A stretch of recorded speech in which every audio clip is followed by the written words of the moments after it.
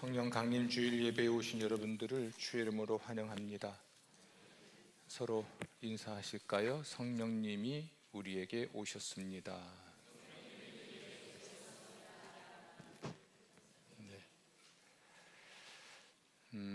성령 강림 주일은 승천하신 예수님께서 아버지 하나님께 받아서 신자와 교회에 성령을 보내신 것을 기억하고 기념할 뿐 아니라 그 성령 보내시기를 또한 사모하여 기도하고 기다리는 시간입니다. 하나님이 우리를 구원하는 그 긴 경륜, 긴 그 역사, 하나님의 역사, 우리 구원 역사를 우리가 이해하기 쉽도록 세 세대로 나눌 수 있겠는데요. 하나는 성부의 세대라 할 수 있습니다. 구약 성경의 역사를 보면 되겠죠. 또 한 세대는 예수님 성자의 세대라고 할 수 있습니다. 예수님이 사람 몸을 입고 오신 하나님이셨고 세상의 구원을 위해 십자가에 못 박혀 죽임 당하셨고 부활하셨고 승천하셨던 것이죠. 그러나 하늘로 올라가신 예수님께서는 성부 하나님께 받아서 우리 신자와 교회에 성령을 보내셨는데 예수님이 보내신 영, 하나님의 영, 그분이 성령이시죠. 예수님이 승천하신 후 열흘 정도 지났을 때 그 오순절 날에 성령이 마침내 오셨고 이름으로써 하나님이 세상을 구원하시는 방식이라고 해야 될까요? 이 새로운 세대의 새로운 역사가 시작이 됐습니다. 그것은 하나님이 우리 안에, 우리 몸과 우리 인간의 그 영혼에 오셔서 살게 되신 사건이에요.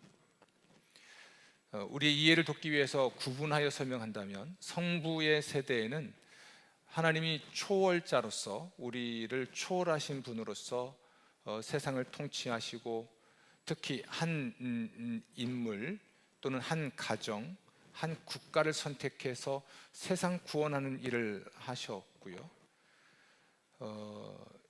성자 하나님은 사람 몸을 입고 우리에게 오셔서 우리 곁에 우리와 함께 하시면서 세상 구원의 일을 완성하셨죠.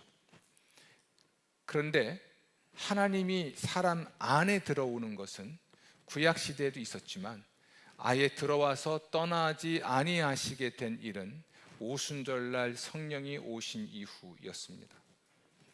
물론 하나님은 삼위일체 하나님이시라 성부의 세대에도 성자, 성령 하나님이 함께 하셨고 성자의 세대에도 성부와 성령이 함께 하셨고 지금 성령의 세대에도 성부와 성자께서 함께 하시죠. 따라서 성령님이 오셔서 우리 예수 믿는 사람 안에서 살고 계시다는 것은 성부와 성자께서 동시에 함께 우리 안에 계신다는 것을 의미합니다. 그러나 우리가 성령을 소유했다라는 측면에 있어서는 모든 신자와 모든 교회가 같지만 그렇다고 해서 모든 사람들이 성령의 인격이 사로잡혀 혹은 성령이 충만한 것은 아닙니다. 제가 노트북을 산 지가 한 거의 12년 된 것 같습니다. 그런데 그것도 저에게는 과해요. 저는 386이면 딱 어울립니다. 설교 쓸 때 외에는 쓰지 않습니다. 거의 게임도 하지 않고 인터넷 검색하는 게 불편하지 않을 정도면 되니까 요즘 다 핸드폰으로 하잖아요. 설교를 쓰고 또는 설교를 위한 자료를 찾고 또는 성경 프로그램을 사용해서 어떤 설교를 위한 준비를 하거나 공부를 할 때는 제가 노트북을 쓰기 때문에 그 정도면 충분하죠.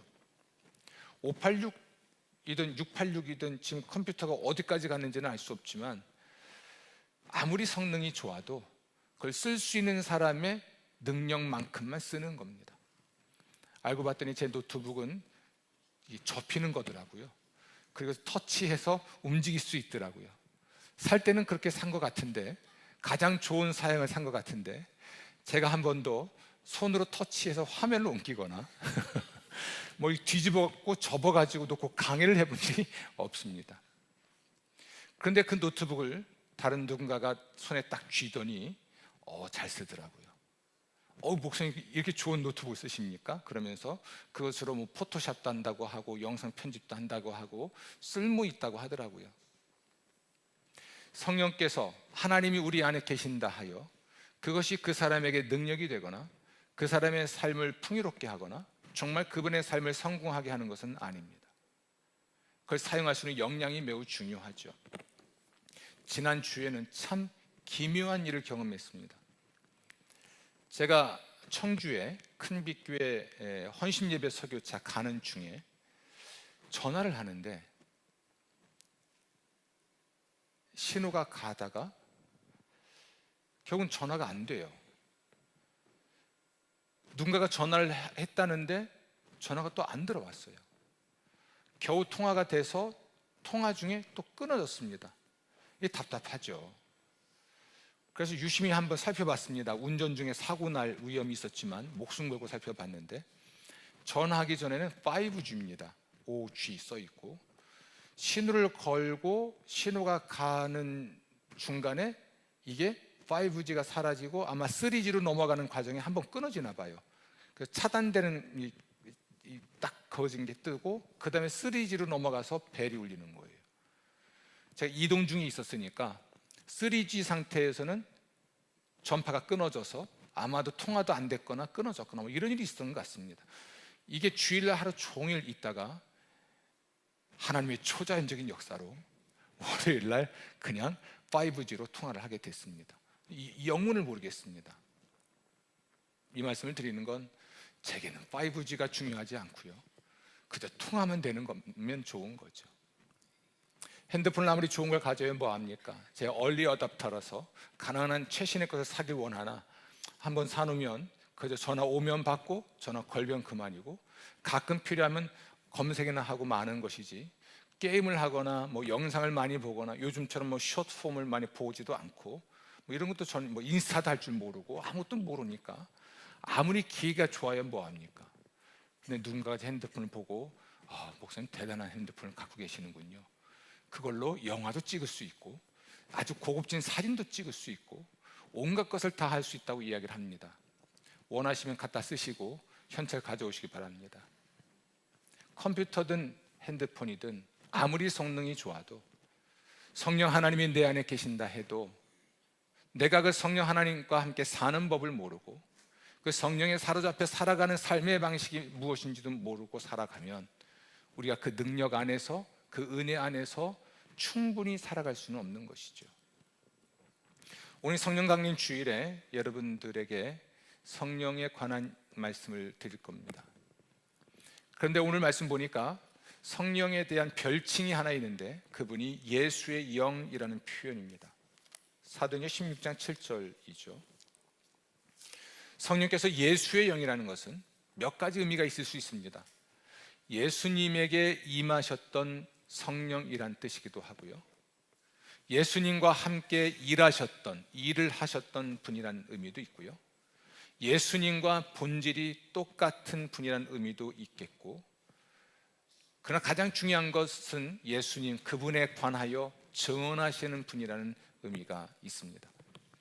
따라서 우리가 성령에 사로잡혀 살아간다고 할 때는 예수님의 성품, 예수님의 삶의 방식과 태도, 예수님의 삶의 목적과 같은 것, 그리고 예수님이 했던 많은 그 일들을 우리가 그대로 할 수 있고 해야 하는 것을 의미하죠. 예수의 영, 이와 관련돼서 매우 중요한 것 제가 세 가지를 말씀드릴 텐데, 그것은 나라는 사람이 또는 우리 교회가 성령의 사람인지 아닌지를 평가해 볼 수 있는 기준이 되는 말씀입니다. 혹은 교회가 성령의 공동체인지 아닌지를 가늠해 볼 수 있는 잣대가 또는 표준이 될 수 있는 이야기입니다. 귀담아 들으시고 내가 과연 성령의 사람인가, 혹은 성령 충만한 사람인가, 혹은 성령에 사로잡혀 사는 사람인가 아닌가를 생각해 보시기 바랍니다.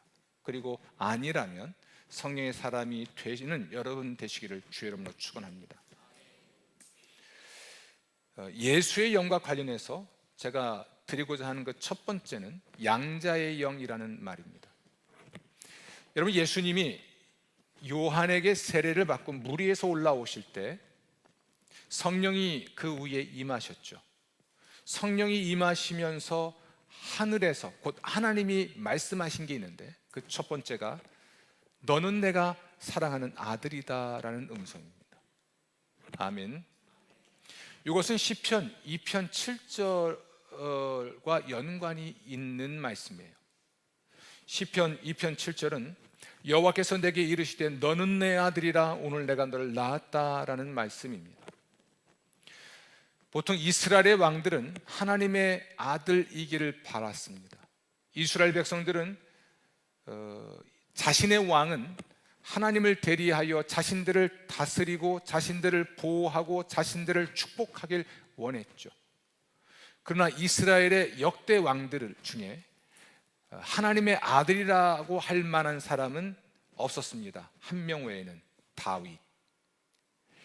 그러므로 이스라엘 백성들은 끊임없이 다윗과 같은 성군, 정말 하나님이 자신들을 다스리고 축복하고 또는 구원하는 그와 같이 자신들을 책임질 수 있는 왕이 오기를 고대했는데 바로 그가 메시아입니다.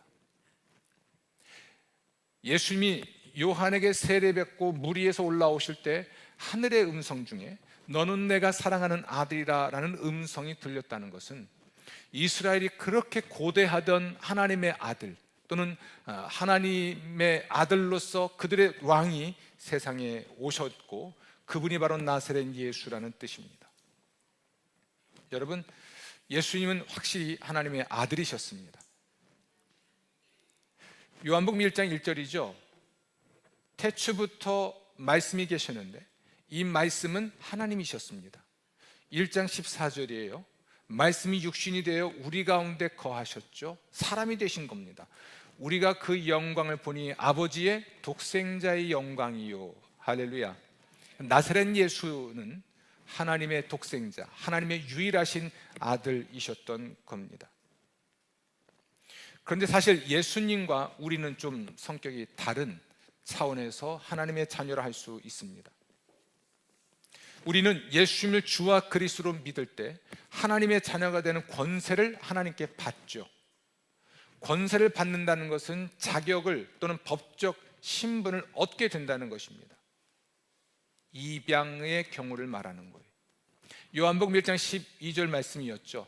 영접하는 자 곧 그 이름을 믿는 자들에게는 하나님의 자녀가 되는 권세를 주셨으니, 이 말은 곧 양자로 입양하여 하나님의 자녀가 됐다는 것입니다.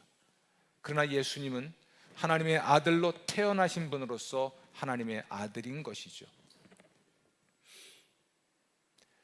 하지만 하나님의 자녀로서 누릴 수 있는 권세와 축복은 동일합니다. 예수님이 하나님의 아들로서 인정되셨고, 그건 예수님이 하나님의 아들로서 세상을 구원할 구원자라고 구별되신 것은 성령이 강림하신 이후였는데요. 그런데 예수님께서 하나님의 아들로서 하나님을 아바라 부르게 되었습니다. 그러니까 하나님을 아바 혹은 아빠, 이건 애칭, 별칭인데요. 보통 아버지라 부르지 않고 아빠라고 부를 때는 이건 하나님을 예배할 때 쓰는 언어가 아닙니다. 마치 가족 간에서 부자지간에 부녀지간에 대화를 할 때 사용하는 단어이죠. 확실히 예수님은 하나님을 아버지라 불렀지만 특히 매우 중요한, 인생의 결정적으로 중요한 순간에 하나님을 아빠라 부르며 기도를 했습니다. 언제일까요? 겟세마네 동산에서입니다. 십자가를 져야 하는 매우 중요한 순간에, 인류를 위하여도 중요하고 하나님이 세상을 구원하시려는 그 하나님에게도 너무나 중요한 그 순간에 예수님은 자신이 십자가를 져야 하는 현실 앞에서 하나님께 기도를 하게 됩니다. 평소에 아버지라 부르며 기도하셨던 분이었지만 그날 그분은 하나님을 갑자기 아빠라고 부르며 부르짖기 시작합니다. 아빠. 이게 어떤 순간일까요? 하나님에게도 중요하고 인류에게도 너무나 중요한 순간이었고 예수님 자신에게는 굉장히 중요한 순간이죠. 예수님이 세상의 구원을 위해 자기 목숨을 희생해야 되는 순간이에요. 이제 곧 십자가에 못 박혀 죽임을 당하셔야 되는 순간입니다. 그 순간에 매우 중요한 결정과 선택을 해야 되는 순간에 그분이 선택한 건 기도였고, 그 기도의 순간에 특별히 그분은 하나님께 아빠, 아버지라 부르며 부르짖으셨습니다. 그리고 여러분, 예수님이 운명하실 때 엘리 엘리 라마 사박다니, 나의 하나님 나의 하나님이 어찌하여 나를 버리셨습니까? 라고 부르짖은 순간이 있었지만, 마지막 숨을 거두실 때는 아버지, 내 영혼을 부탁합니다, 이렇게 기도하며 세상을 떠나셨습니다. 예수님이 그의 제자들에게 기도를 가르치실 때 하늘에 계신 우리 아버지여 라고 부르며 기도하라 했습니다.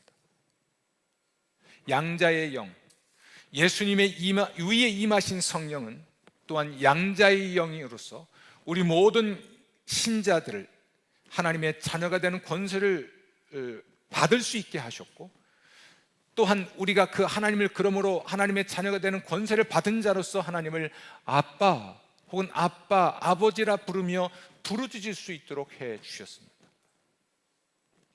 우리가 만약 성령의 사람이라면, 성령에 사로잡힌 사람이라고 하면, 또는 성령에 사로잡힌, 성령이 충만한 사람의 매우 중요한 첫 번째 표지를 성령에 사로잡히는 순간에 예수님에게 하셨던 하나님의 말씀을 토대로 살펴보건대, 매우 중요한 것 하나는 하나님과의 친밀한 교제고, 하나님과의 친밀한 교제는 하나님을 아빠, 아버지라 부르짖는 기도라 할 수 있습니다.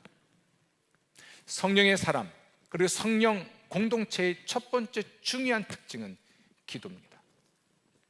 기도를 통성으로 하든, 그러니까 나의 육성을 통하여 큰 소리로 하든, 침묵으로 하든, 작은 목소리로 읊조리든, 혹은 찬양을 통하여 하든, 기도의 시간과 장소와 기도의 방식과 횟수와 상관없이 성령에 사로잡힌 사람의 첫 번째 중요한 표지는 기도이고, 그 기도를 자녀로서 아버지께 가서 부탁을 드리는 그 친밀한 교제로서 기도에 헌신하는 것입니다. 여쭤봅니다. 여러분, 성령의 사람이십니까? 예수님을 정말 주와 그리스도로 믿으셨다면 성령을 선물로 받았고, 성령이 여러분 안에 내장된, 컴퓨터 말하면 내장된 하나님의 능력과 신성이 여러분 안에 있는 것이 분명한데, 이 사람의 첫 번째 또 외적으로 발현되는 또는 외적으로 드러나는 삶의 특징, 영적 특질 또는 성령 충만의 표준이라 할 수 있는 것이 기도인데, 기도하십니까? 기도하신다면 여러분은 성령의 사람입니다. 성령은 예수께서 우리의 유일한 구원자라는 사실을 믿게 하시고, 또 성령은 우리를 구원할 수 없는 능력이 없다는 사실도 깨닫게 하시고, 오직 하늘아버지는 예수 그리스도의 권세, 예수 그리스도의 공로를 힘입어 자식에게 나오는 자들의 기도에 응답하신다는 사실을 믿게 하시고, 나의 약함, 나의 가난함, 나의 부족함, 나의 필요, 이런 것이 있을 때마다 하나님을 아버지로 아는 까닭에 그 하나님 아버지의 사랑과 능력과 지혜와 배려를 충분히 믿기 때문에 기도하게 하시는 거예요.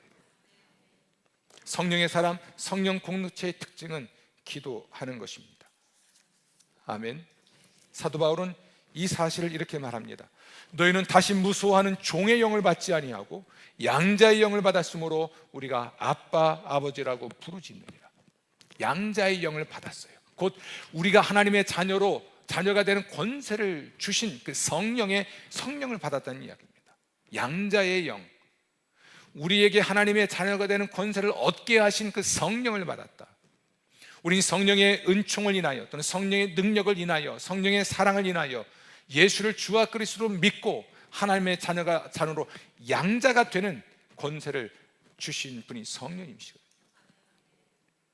그러나 성령에 사로잡힌 사람은 예수님도 세상에 계신 동안에 하나님이 성령을 부어주셨고 성령에 사로잡혀 살아가시면서 매우 중요한 순간에 하나님을 아빠라 부르며 기도하셨듯이 우리 또한 그러해야 하는 것이죠. 우리는 항상 기도해야 됩니다. 항상 기뻐하라, 쉬지 말고 기도하라. 쉬지 말고 기도해야 하겠죠. 우리는 기도하는 것이 우리의 삶이어야 합니다. 그러나 제가 말씀드리는 것은 매우 중요한 결정을 할 때일수록 그는 더욱더 특별하게 기도를 합니다. 성령의 사람은 매우 중요한 결정을 할 때 하나님의 뜻에 합당한 결정을 해야 하는 까닭에 기도하죠. 겟세마네 동산, 예수님이 십자가를 져야 하는 중요한 순간이었고 인류 구원을 위한 하나님의 일을 완료하는 그 순간입니다. 그 순간에 예수님이 그 매우 중요한 결정을 위해 겟세마네 동산에 올라가 기도하셨을 때 땀방울이 핏방울 떨어지듯 떨어질 만큼 힘쓰고 애쓰며 기도했죠. 죽을 만큼 마음이 고민되고 슬프고 고통스러운 순간이었습니다. 그럴 때 예수님은 평소에도 기도하셨지만 매우 특별하게 그분은 기도하셨죠. 중요한 선택과 중요한 결정해야 하니까. 우리 예수님 항상 기도하셨습니다. 그러나 세상을 떠나신 후에 세상에 남아서 예수님의 교회를 세우고 예수의 십자가 복음을 땅끝까지 전파해야 될 사람들, 그들을 선발해야 되는 순간에는 밤을 새워 기도하십니다. 평소에도 기도하셨지만 매우 중요한 결정을 인류 역사를 위하여, 인류의 구원을 위하여, 하나님에게도 또 자신에게도 매우 중요한 결정을 해야 되는 순간에 예수님은 밤을 새워 기도하셨죠. 아멘. 여러분, 우리는 매 순간이 선택의 순간일 겁니다. 굉장히 많은 것들 중에 우리는 선택해야 되는 순간이 자주 찾아오지요. 혹시 오늘 예배당 가야 되나 말아야 되나 고민하셨습니까? 선택 잘하셨습니다. 근데 인생에 중요한 결정을 할 때가 있습니다. 제가 논산에서 목회할 때 38살에 위임 목사로 추대받았습니다. 우리 교회는 제가 지금 61에 와서 20년 만이지만 논산은 간지 2년 만에 그 50년 된 역사를 가진 교회가 젊은 목사를 위임식을 하여 위임 목사로 추대를 했죠. 영광스럽죠.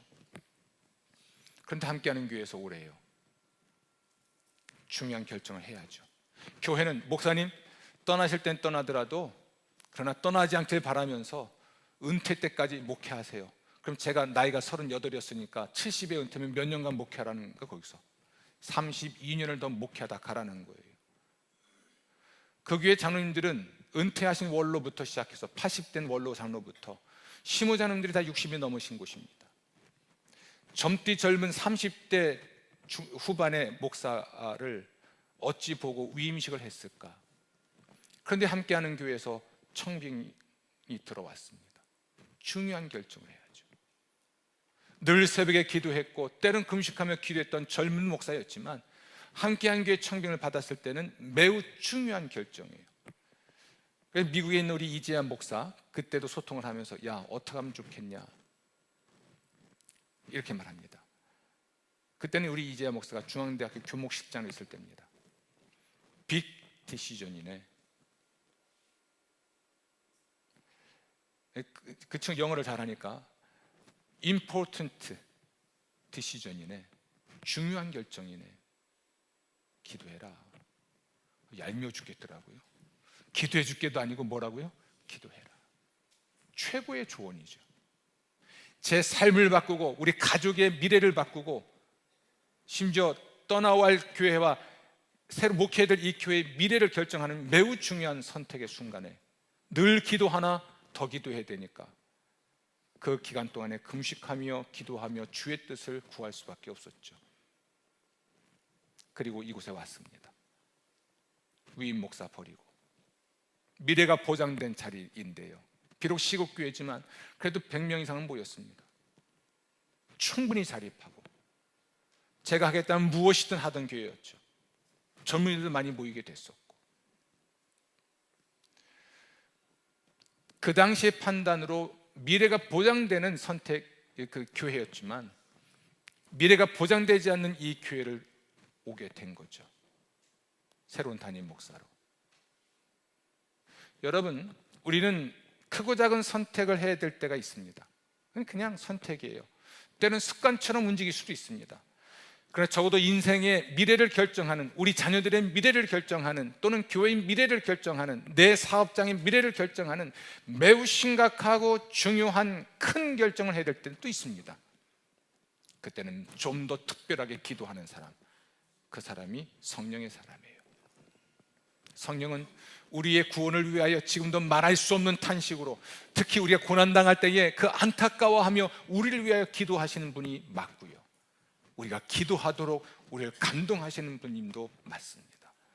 예수의 영이신 성령, 예수님은 성령에 이끌려 사셨고 성령이 충만하여 살아가신 분으로서 예수님의 삶의 특징을 보면 늘 기도하는 분이셨는데, 삶의 매우 중요한 순간에, 절체절명의 순간에도 하나님께 아빠라고 부르며, 마치 위험에 처한 아들이, 조그만 아이가 그 아버지의 품에 안기면서 아빠 하고 달려들다가 울음을 터뜨리는 것처럼 좀 더 간절하게, 좀 더 처절하게, 좀 더 열정적으로 하나님께 기도하는 사람, 그 사람이 성령의 사람이에요.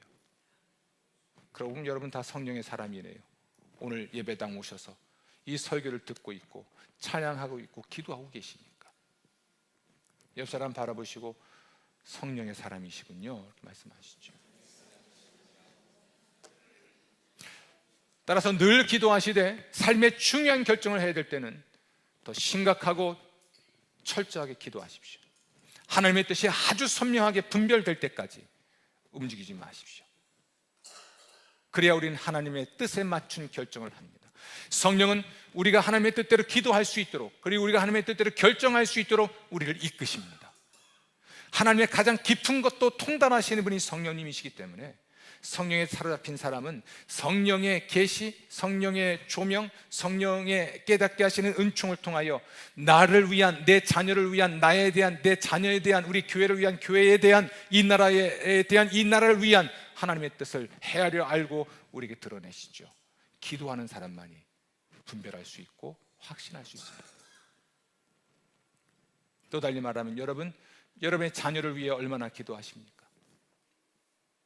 자녀를 학원에 데려다주고 학원비를 대주고 무엇이든 할 수 있겠지만 자녀를 위한 기도는요, 내가 자녀를 위해 돈을 벌 수 있고 모든 희생도 할 수 있지만 기도는 내가 할 수 있는 최선보다 하나님의 최선으로 자녀들을 도울 수 있는 최고의 은총의 수단입니다. 기도하십시오. 성령의 감동을 받아 기도하시고 성령의 인도를 받아 기도하십시오. 매우 심각하고 중요한 결정을 해야 될 때일수록 금식하며 기도하시고 밤을 새워 기도하시고 많이 기도하시고 힘써 기도하십시오. 하나님이 약속하십니다. 부르짖으면 응답할 것이고 너희가 알지 못하는 크고 비밀한 일도 알려줄 것이다. 아멘. 하나님의 크고 비밀한 일을 우리에게 드러내시는 분이 성령님이시니까 기도하여 응답받고 자유하며 살아가는 여러분 되시기를 주의 이름으로 축원합니다. 아멘. 두 번째는 종의 영에 관한 이야기입니다. 예수님이 세례받고 물 위에서 올라오셨고 하나님이 성령을 부어주셨을 때 어떤 학자는 표현하기를 폭포수같이 부어졌다 이렇게 표현합니다. 그것이 비둘기 같은 형상으로 임하였고 그때 하늘의 음성이 있었는데 그 첫 번째가 너는 내 사랑하는 아들이다 였습니다. 두 번째는 내가 너를 기뻐한다 라는 말입니다. 정확하게 말하면 너는 내가 기뻐하는 나의 종이다 라는 뜻입니다. 성령은 종의 영입니다. 하나님의 종의 영이죠. 이사야 42장 1절입니다. 내가 붙드는 나의 종, 내 마음에 기뻐하는 자 곧 내가 택한 사람을 보라. 내가 나의 영을 그에게 주었은즉 그가 이방의 정의를 베풀리라. 아멘. 여러분, 이스라엘 백성들은 자신들의 왕은 하나님의 아들이길 원한다고 말씀드렸죠. 하나님의 아들로서 이스라엘 왕의 특징은 하나님의 신이 그 위에 임하는 거예요. 하나님의 백성을 돌보는 그 일을 위하여 하나님이 선택한 하나님의 종에게 하나님은 기름을 부어 곧 성령을 부어 그 일을 위하여 구별하시는 것입니다. 겟세마네 동산에서 아빠, 아버지라고 기도했던 이 예수님, 그분은 하나님의 아들로서 하나님을 아빠라고 부르는 것은 분명한데요, 그러나 또한 그는 하나님의 종이어야 했습니다. 하나님의 아들이자 하나님의 일을 해야 하는 사람으로서 하나님의 종이어야 했습니다. 그래서 예수님의 기도의 마무리는 나의 원대로 마시옵고 아버지의 원대로 하옵소서였습니다. 물론 아들로서 아버지에게 순종하는 효자 아들의 모습을 볼 수도 있으나 이것은 좀 다른 차원의 이야기입니다. 내가 원하는 것은 이것인데 아닙니다. 아버지의 원대로 하십시오. 그러나 나의 소원을, 나의 바람을 들어주실 수 있다면 들어주십시오. 이런 차원의 기도인데요, 그래서 정확하게 하나님의 종으로서 왕 되신 하나님께 복종하겠습니다라는 말입니다.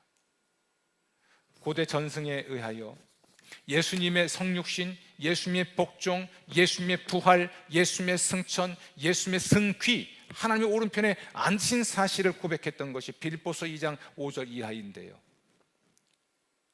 거기에서 예수님은 본래 하나님이셨지만 하나님과 동등됨을 취할 것으로 여기지 않고 오히려 종의 형체를 가지셨다.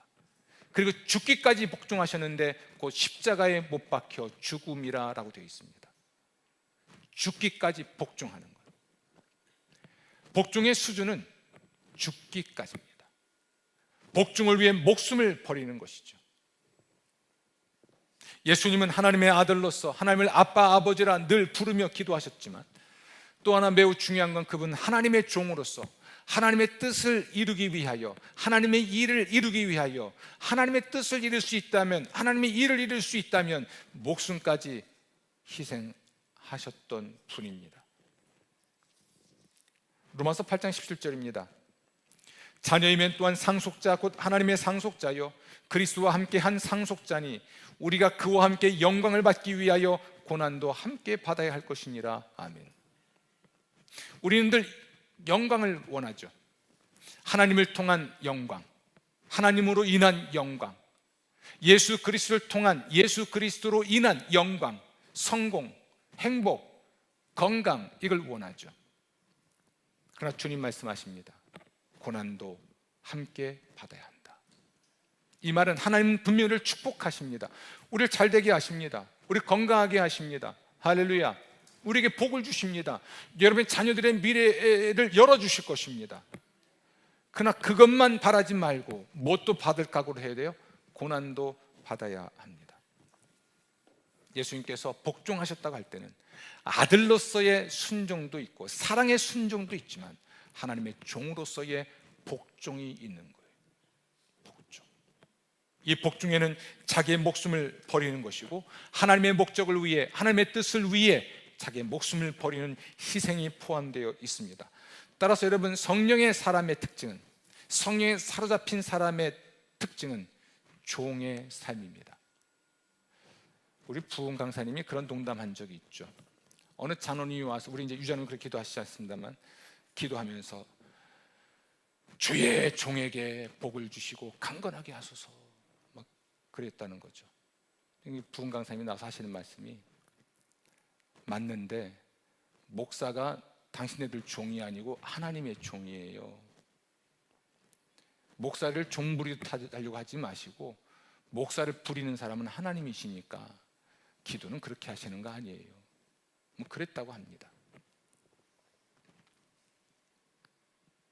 여러분, 성령의 사람은 종의 영을 가진 사람이에요. 예수님이 하나님께 절대 복종하셨죠. 이 종의 영을 가졌다는 이야기는 하나님께 복종하는 사람이에요. 하나님께 복종하기 때문에 당연히 필요하고 중요할 때 사람에게 복종하며 살죠. 성경은 그러므로 서로의 필요에 복종할 것을 가르칩니다. 나의 필요가 아니라 다른 사람의 필요에 복종하며 살아가죠. 이런 사람들 중에 대표적인 사람이 부모입니다. 가정의 달이죠, 이 5월이. 부모는요, 자신의 필요가 아니라 자식의 필요에 복종합니다. 나는 쉬고 싶은데 애가 보채면 밥 해줘야죠. 자식의 필요 때문에 나의 필요를 희생하죠. 그렇죠? 나는 짬뽕 먹고 싶은데 딸내미가 짜장 먹고 싶다고 그래서, 그것도 쟁반짜장, 1인분 안 되는 쟁반짜장. 그러면 쟁반짜장 큰 거 시켜서 이거 처먹어라, 이런 나는 짬뽕 먹겠는가? 그러진 않습니다. 내가 한번 참고 딸을 위하여 쟁반짜장 시켜서 둘이 맛있게 먹죠. 성령의 사람은 확실히 하나님께 복종할 뿐 아니라 서로의 필요에 복종하는 사랑의 사람이 맞죠. 여러분, 제가 말씀을 드리고자 하는 것은 성령의 사람들은 예수님과 복음과 하나님을 위하여 자신의 모든 것을 기꺼이 포기하는 사람입니다. 이게 성령에 사로잡힌 사람의 모습이에요.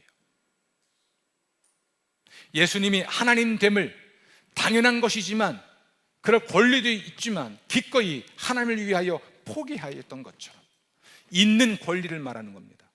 하나님으로서의 그 하나님과 동등함을 취할 것으로 여기지 아니하신 것이죠. 하나님의 일을 위하여 자기의 권리, 권한을 포기했고 심지어 목숨도 포기하십니다.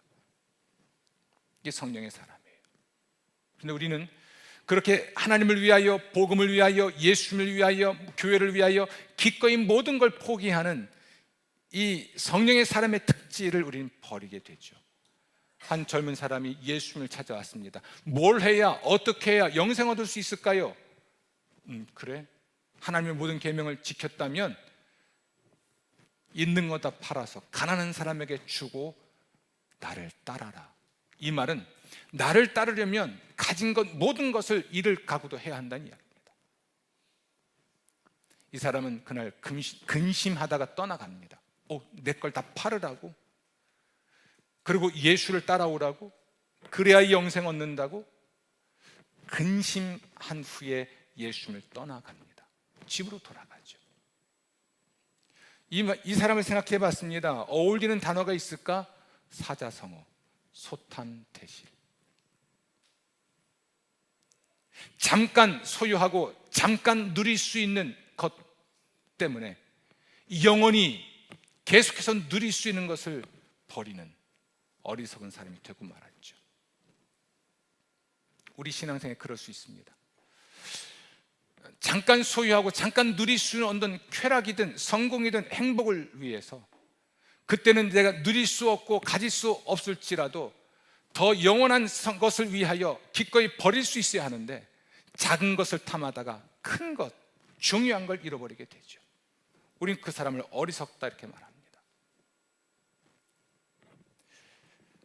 사랑하는 성도 여러분, 예수님 단 한 번도, 그리고 사도 바울도 단 한 번도 고난이 없는 영광을 말한 적이 없습니다.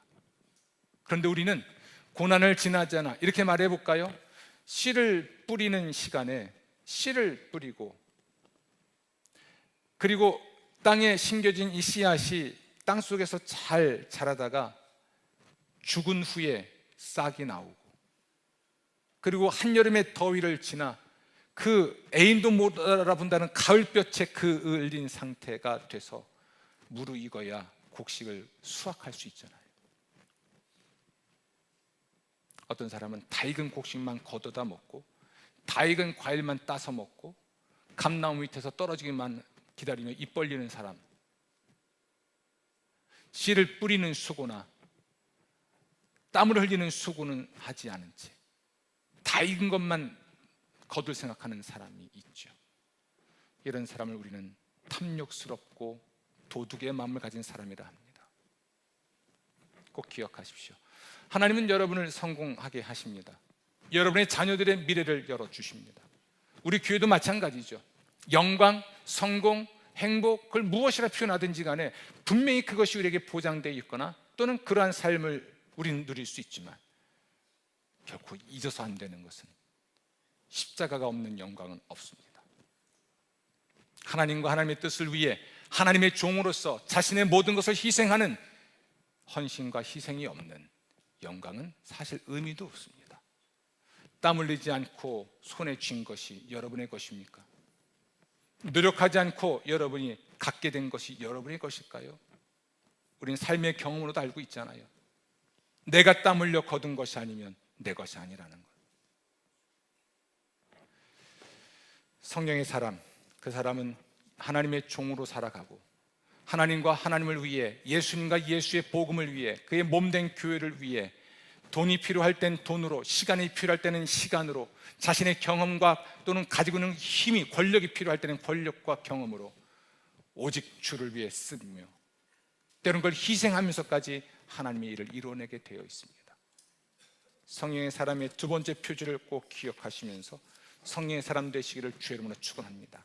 교회에서 충직한 주의 일꾼 되십시오.